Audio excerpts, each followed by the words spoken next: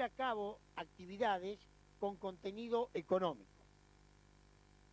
Ustedes tienen la bolilla 7, el negocio jurídico, como una manifestación de la voluntad destinada a un fin práctico permitido por la ley.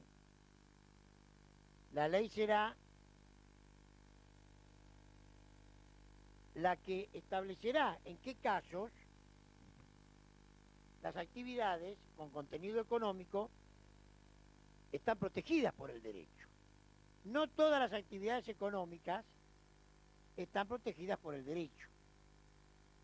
Nos vamos a encontrar nosotros en el estudio de la materia, por ejemplo, con que hay cosas que están dentro del comercio, lo que se llaman las res in commercium, y hay cosas que están fuera del comercio, o sea, aquellas cuyo objeto no es pasible de negocios jurídicos. Dentro de los negocios jurídicos tenemos un estadio que pertenece al de las relaciones personales. Las relaciones entre acreedor y deudor lleva al estudio de las obligaciones. La obligación es un vínculo jurídico, es un negocio, por medio del cual una persona llamada acreedor le puede exigir a otra persona llamada deudor que cumpla con una determinada prestación. De esta forma, los sujetos están en condiciones de satisfacer necesidades que por sí solos dentro de la familia no es posible reconocer, no es posible satisfacer. Cuando hablamos de la obligación, entonces, hablamos de los sujetos, acreedor y deudor, del objeto, que es la prestación que el deudor debe cumplir en favor del acreedor, y del vínculo. El vínculo determina que esa relación sea jurídica, por eso hablamos del vínculo jurídico. Hay obligaciones, relaciones entre acreedores y deudores, que están protegidas por el derecho. Es lo que se llama las obligaciones civiles. Estas obligaciones están protegidas por la ley a través de acciones. Hay, en cambio, obligaciones entre acreedores y deudores que no están protegidas por la ley. Eso da lugar a lo que se conoce como las obligaciones naturales. Esto es, obligaciones que no generan dentro del campo del derecho protección alguna.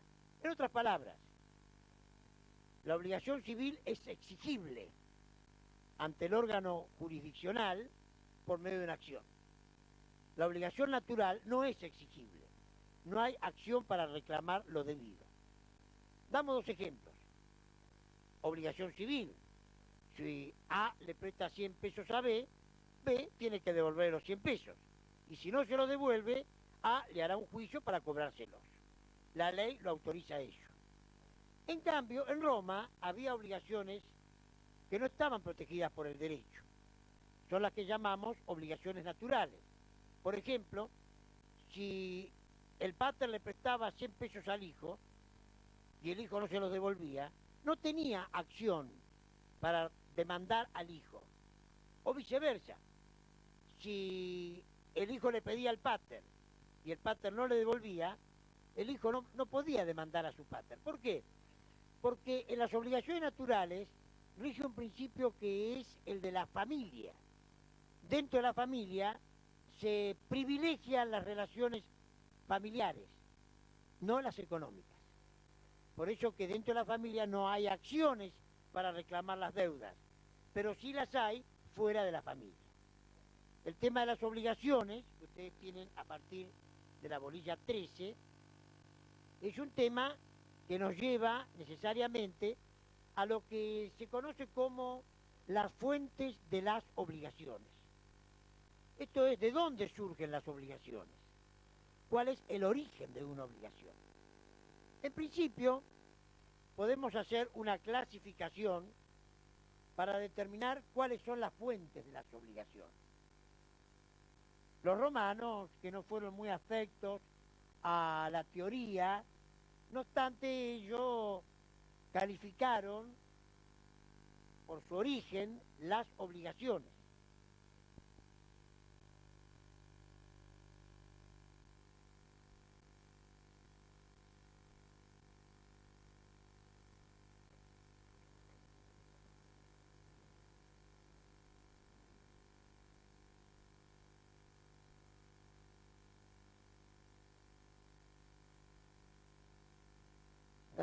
Según Gallo, las obligaciones nacen de fuentes lícitas, llamadas contratos, o de fuentes ilícitas, llamadas delitos. Un contrato es un acuerdo de voluntades destinado a crear obligaciones, que tiene un nombre civil y está protegido por acciones. La fuente ilícita es el delito. El delito es un hecho contrario a la ley, que causa un daño y está sancionado con una pena. Cuando hablamos de los contratos, nos referimos en primer lugar a los llamados contratos nominados. Los contratos nominados son aquellos que tienen un nombre propio, que los identifica, los caracteriza. Son contratos típicos. Estos contratos pueden ser formales cuando para su existencia se requieren determinados requisitos, o no formales. Esto es cuando no es necesario que se cumpla con ninguna solemnidad. Volviendo al principio, podríamos decir que los contratos formales son justos y los contratos no formales son injustos. Acá hace falta un rito, aquí no hace falta un rito. Por el modo de perfeccionarse, el contrato formal puede ser literal o verbal. Los más antiguos son los verbales, los verbis. Esto es aquello que se perfeccionaban mediante palabras solemnes. Nos remitimos entonces a los 4 contratos verbales que tenemos en el cuadro, como la esponsio, la estipulatio, la dictio dotis y la promisio iurata libertis. En cambio, el contrato literal es aquel literal de literi, de letra. Es aquel contrato escrito. O sea que, para poder existir, es necesaria la escritura.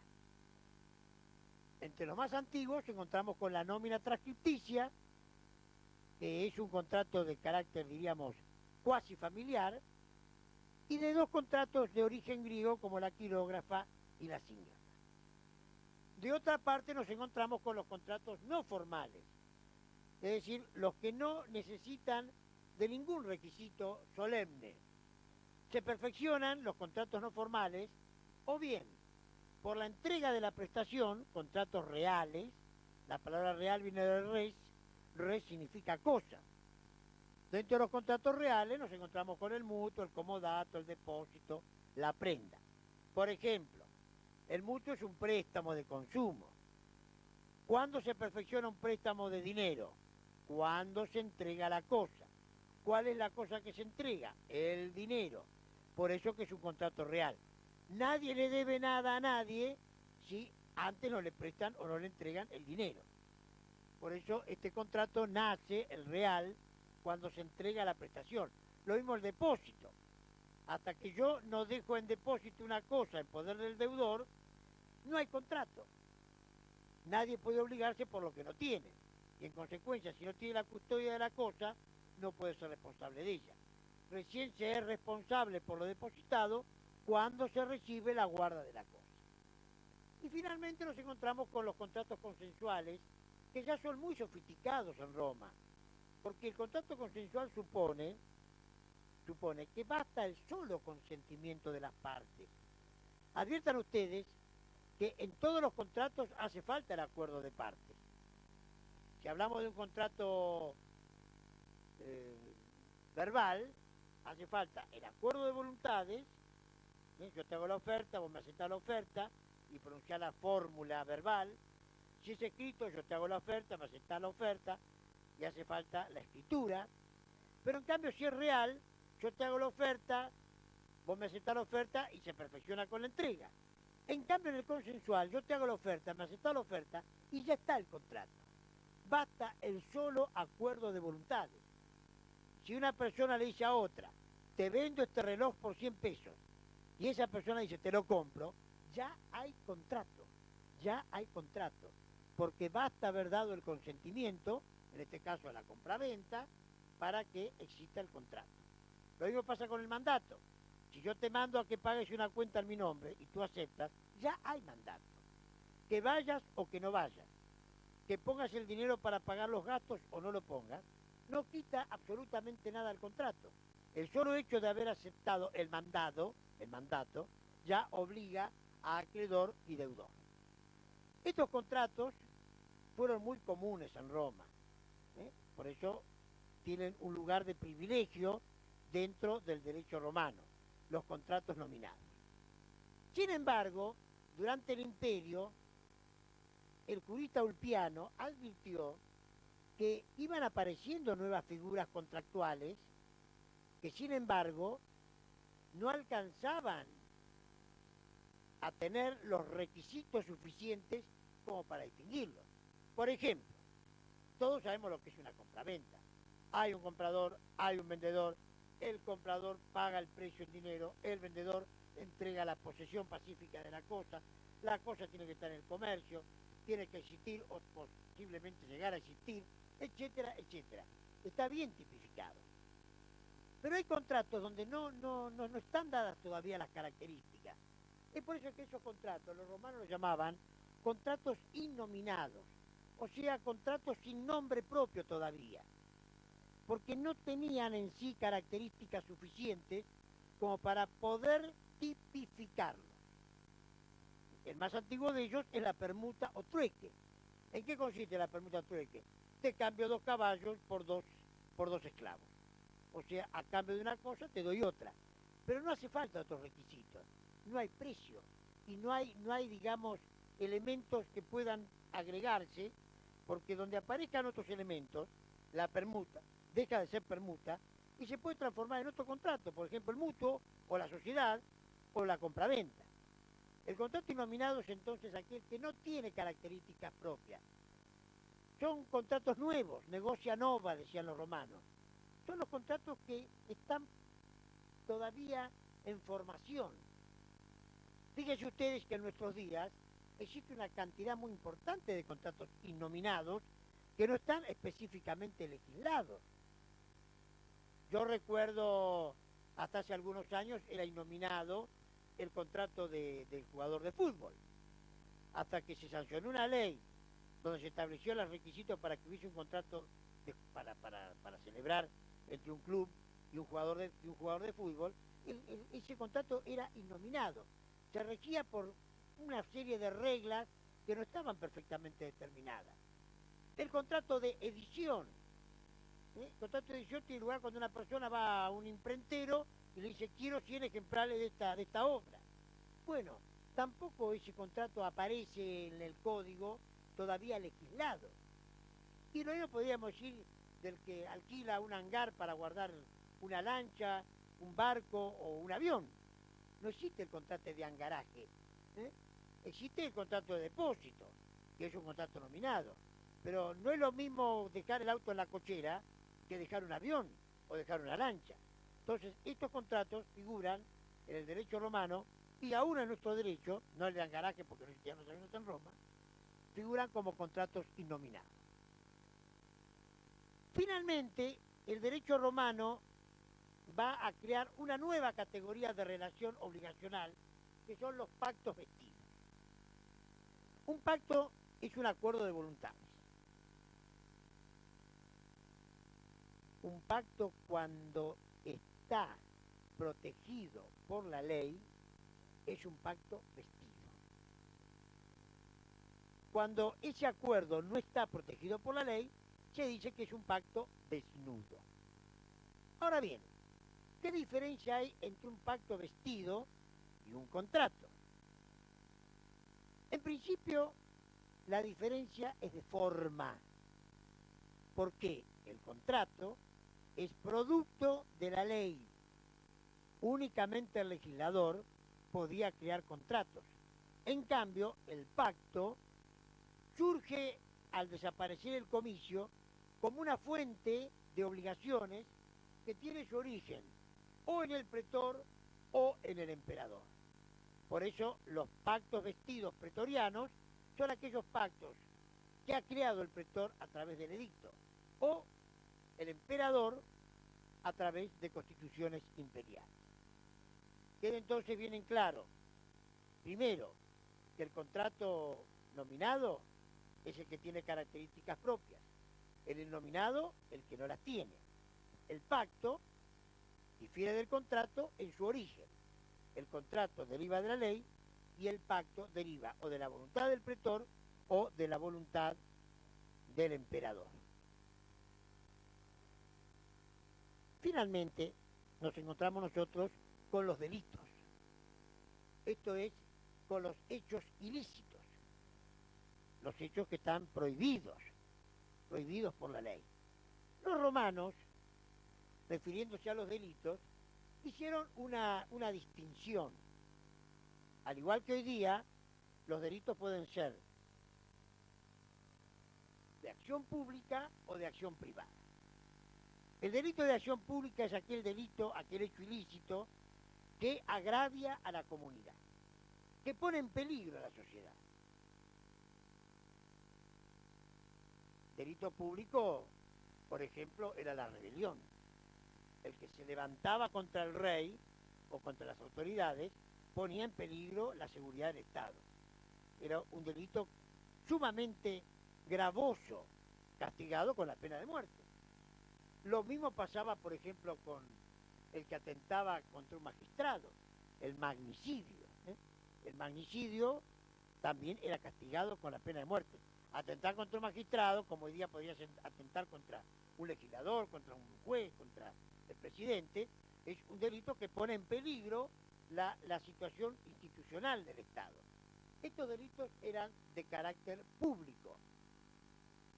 Y los propios romanos se encargaban, a través de magistrados especialmente establecidos al efecto, de su investigación y de jueces que dictaban sentencia castigándolos. Diferentes son los delitos de instancia privada. Los de instancia privada son aquellos delitos que afectan los intereses de los particulares. Consecuentemente, este delito se investiga y se castiga si el damnificado lo denuncia. Igual que hoy día, delito muy antiguo, el hurto o furtum en Roma. ¿Qué es el delito de furtum? Es la apropiación ilegítima de una cosa ajena sin que medie violencia. En Roma, como en nuestros tiempos, era muy común que alguien se llevase las cosas de otro sin que le correspondiera.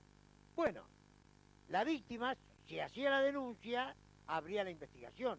Si la víctima no hacía la denuncia, no había investigación. Si había investigación y se probaba, entonces se castigaba al responsable del hurto, con penas que varían según las épocas históricas de Roma. Lo mismo pasaba, por ejemplo, con la injuria.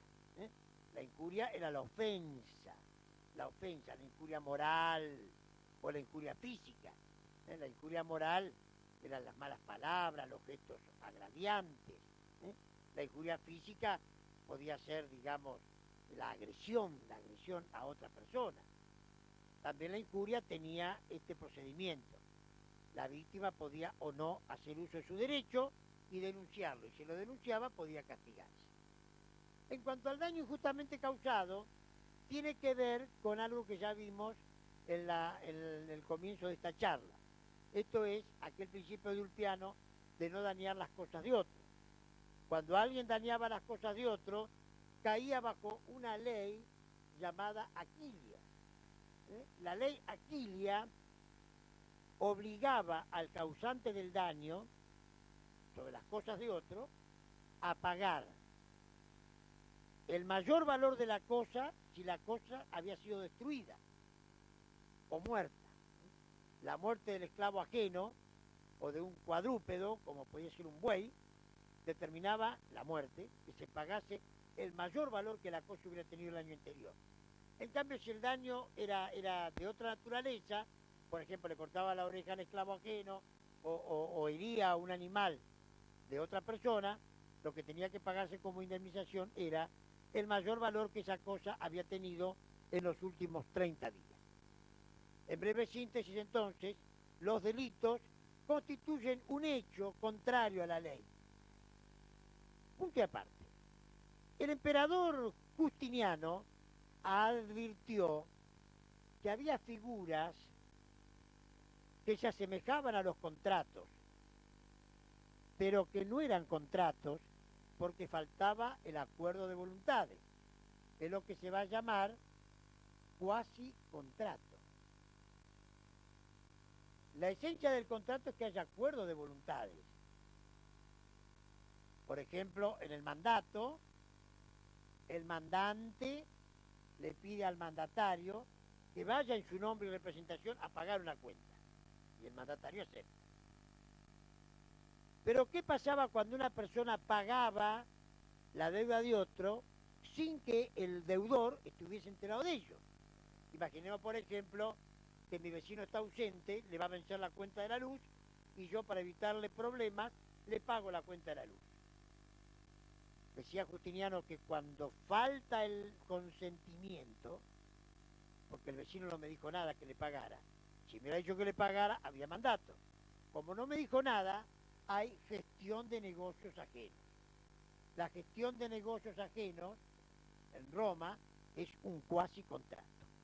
La diferencia fundamental entre el contrato y el cuasi contrato radica en el acuerdo de voluntades o no. Si hay acuerdo de voluntades, hay contrato, y si no hay acuerdo de voluntades, hay cuasi contrato. Lo mismo, por ejemplo, dice Justiniano en el caso de la tutela. Hemos visto que el tutor representa al pupilo, pero no porque haya un acuerdo entre ellos. Es imposible que haya un acuerdo entre ellos, porque el pupilo es impúber, es incapaz. Sin embargo, el tutor actúa en nombre del pupilo como si tuviese acuerdo. Como si tuviese acuerdo. Y ahí viene la palabra cuasi contrato. Como si fuera un contrato. Como si hubiera habido acuerdo. Al no haber acuerdo, las relaciones derivadas de tutela son de carácter cuasi contractual. Lo mismo pasa con el delito. El delito es un hecho contrario a la ley. Este hecho siempre se realiza con intención de causar un daño. Cuando una persona le roba a otra, pues lo hace con intención de causar un daño. A nadie se le puede ocurrir que se lleva la bicicleta del otro sin intención. Me puede decir por equivocación. Bueno, si fuera por equivocación no habría delito. Pero vayamos al punto. Si hay intención de llevarse la cosa ajena, entonces hay un delito. Pero puede suceder que una persona ocasione un daño a otra sin que haya intención de causarlo. Por ejemplo, cuando una persona arroja desde la ventana un objeto sin intención de causar daño y ese objeto cae sobre un viandante y lo lastima, lo ensucia. El caso típico de la señora que está regando las plantas en el balcón y está regando las plantitas y aprovecha la ocasión, las riega tanto que cae barro y agua sobre la calle y consecuentemente ensucia un viandante. Bueno, eso es un cuasi delito. O sea, causar un daño sin intención. Esto es con culpa. Culpa o negligencia. Cuando el daño se ocasiona con culpa o negligencia, entonces estamos en presencia de un cuasi delito. Hacemos otra pausa.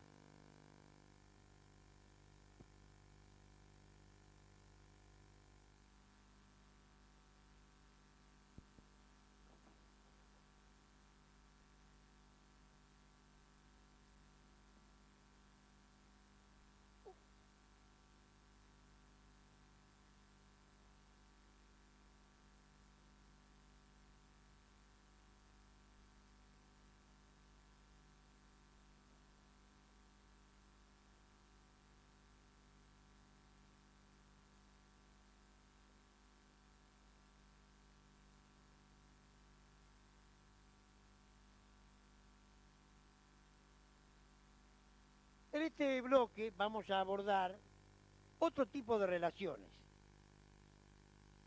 las que se denominan vulgarmente relaciones reales. Nosotros ya hemos visto las relaciones de familia, también hemos visto las relaciones de crédito u obligaciones. Más sofisticado es el tema de las relaciones reales. Esto es los derechos reales, que pueden de alguna manera definirse como el poder que tiene la persona, el sujeto de derecho, sobre las cosas. Cuando hablamos de derechos reales, hablamos de una relación vertical, es decir, una persona, por ejemplo, el propietario, ejerce su derecho sobre una cosa, ¿eh? Diferente es en el tema de las obligaciones, donde tenemos en una misma línea al acreedor y al deudor. Conviene hacer alguna diferencia en este tema, como por ejemplo destacar que las relaciones de carácter personal o derechos de crédito están limitadas al acreedor y al deudor. Es una relación entre dos partes. Puede haber varios acreedores, puede haber varios deudores, pero no interesa cuántos son, sino que siempre hay acreedor o acreedores y deudor o deudores. Los acreedores son los que le pueden exigir al deudor que cumpla. El deudor es el que tiene que cumplir con el acreedor, no otra persona. Si yo le presto 100 pesos a Juan, Juan es el que me debe los 100 pesos. No se lo puedo cobrar a nadie más que a él. Quiere decir que estas relaciones se manejan en forma horizontal. En cambio, no puede haber una relación horizontal entre un sujeto y una cosa. Yo no le puedo decir a la silla, me puedo sentar, y que la silla me diga, bueno, ahora sentate. Estaríamos locos. Consecuentemente, el poder se ejerce porque el hombre físicamente, intelectualmente, puede tener las cosas bajo su poder. Precisamente cuando hablamos bajo el poder, hablamos del dominio, del dominio. Esto es del derecho más amplio y más perfecto que tiene una persona sobre una cosa. También los autores, cuando hablan del dominio, hablan del derecho de propiedad. La propiedad es el señorío de derecho sobre la cosa. El señorío de derecho sobre la cosa supone que el propietario puede disponer de ella como le plazca. Tiene el uso, la puede transmitir, la puede consumir. Y cuando hablamos de que tiene el uso, la puede transmitir y la puede consumir, estamos hablando de una exclusividad. La propiedad es un derecho real sobre una cosa en forma exclusiva. Sobre una cosa no puede haber nada más que un propietario. Yo puedo decir, esta virome es mía. Eso es propiedad. Ahora, si hubiese dos o más personas, entonces se daría otra figura. No propiedad, sino copropiedad o condominio. Cuando hablamos de propiedad, hablamos de un sujeto llamado propietario y una cosa sometida al poder de esa persona. La propiedad. Cuando hablamos de copropiedad o condominio, decimos que dos o más personas pueden tener sobre una cosa un poder de hecho y disponer de la misma de acuerdo a como se haya establecido previamente. La propiedad es el derecho más absoluto. Los romanos fueron en este aspecto muy minuciosos. Fíjense ustedes que de acuerdo al derecho civil, y siguiendo también la clasificación de Gallo, dice Gallo que por 5 modos se puede adquirir la propiedad.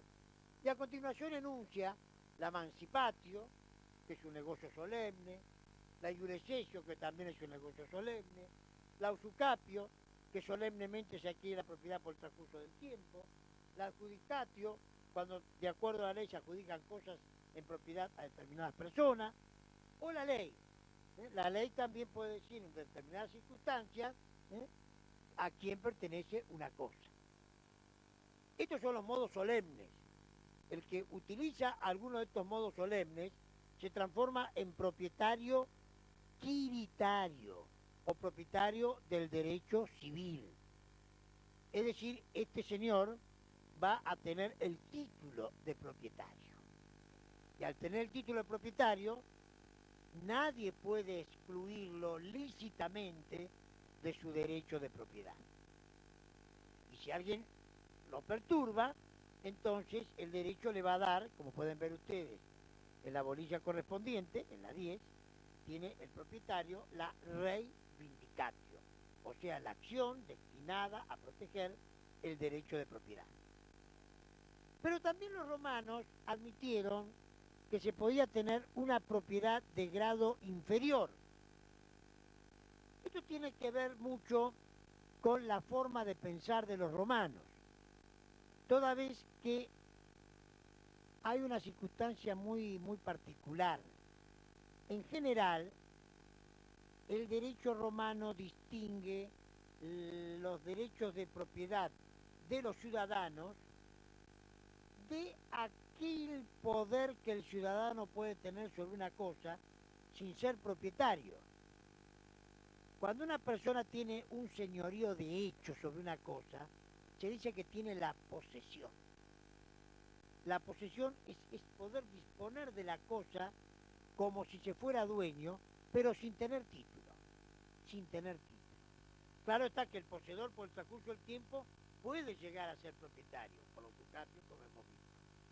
Pero también en el derecho romano se podía poseer una cosa ajena o de nadie y apropiarse de ella, por ejemplo, por medio de la ocupación.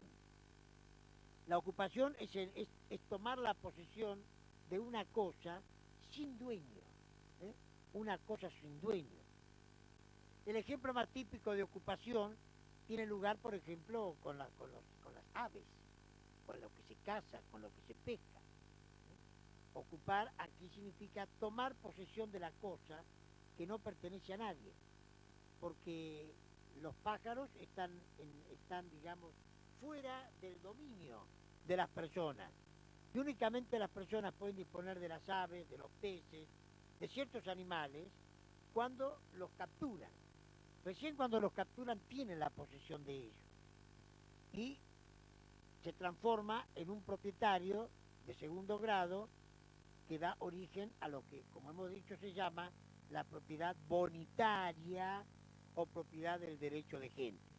La ocupación, por ejemplo, de la isla que nace en el mar, si de pronto en el mar apareciese una isla formada por un fenómeno sísmico, el que se asentara en ella sería su dueño por ocupación. O por ejemplo se adquieren por ocupación las cosas que se han obtenido en forma casual, como por ejemplo el tesoro. En un principio el que descubrió un tesoro era el dueño del tesoro, era el ocupante del tesoro, encontrase el tesoro donde lo encontrase. Posteriormente eso se fue regulando de alguna manera hasta que el emperador Adriano estableció que el que descubrió un tesoro debía compartirlo por partes iguales con el dueño del terreno donde estaba el tesoro oculto. Pero sea como fuere, el tesoro es un modo de adquirir la propiedad por ocupación. También se puede adquirir la propiedad bonitaria del derecho de gente por accesión. Accesión tiene lugar cuando se adhiere a una cosa, otra cosa. Cuando un cuerpo se une a otro cuerpo formando una misma cosa. El caso más común es la accesión de mueble a inmueble. Esto es, si con ladrillos ajenos yo construyo una casa en mi terreno, por accesión adquiero los ladrillos. Es decir, lo que accede al terreno es la propiedad y consecuentemente la propiedad sigue la suerte del dueño del terreno. Aunque los materiales sean ajenos, yo me transformo en el dueño de la obra por accesión. La edificación es digamos, es la forma más en común de obtener la propiedad de una cosa. Decían los romanos, por ejemplo, lo escrito sobre un pergamino accede al pergamino. O sea que el que tiene un pergamino ajeno y escribe sobre él se transforma en poseedor del pergamino, porque aquí lo importante era la escritura. Lo más importante absorbe a lo accesorio, y el que posee la cosa adquiere la cosa accesoria por la posesión de la misma. Igualmente por la tradición se adquiere la posesión. La palabra tradicio tiene lugar cuando una persona le entrega una cosa a otra en forma no solemne con la intención de transmitirle la posesión de la misma. No la propiedad, le transmite la posesión. Si después quiere transformarlo en propietario, tendrá que utilizar alguna de aquellas 5 formas que acabamos de ver. Pero mientras tanto, el que adquiere la cosa es poseedor, es propietario bonitario. Por ejemplo, en Roma, la tradición tenía un carácter, digamos, muy particular de acceder a la posesión. Se decía que si de un alto lozano uno mostraba el fondo que iba a transmitir, se adquiría la posesión longa mano. O bien, cuando una persona le entregaba las llaves del galpón donde se encontraban las tinajas, se adquiría la posesión en forma simbólica.